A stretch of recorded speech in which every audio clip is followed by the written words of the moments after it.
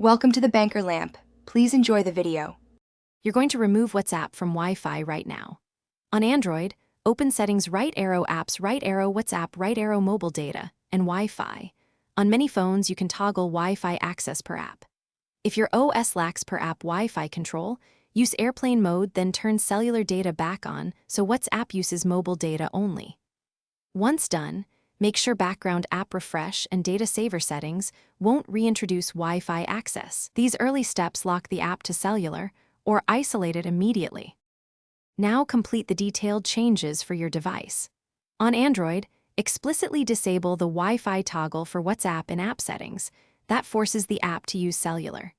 On iPhone, iOS doesn't offer native per-app Wi-Fi blocking, so toggle airplane mode, then switch cellular data back on, or install a reputable firewall that filters app traffic.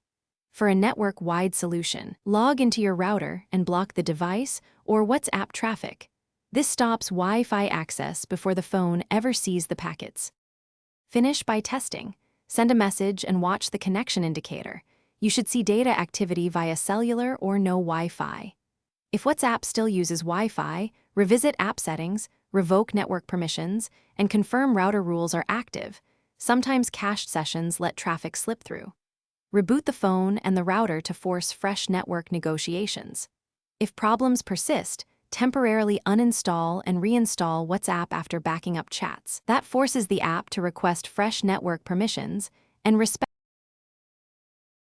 Thanks for watching. If this was helpful, leave a like and consider subscribing. See you next time.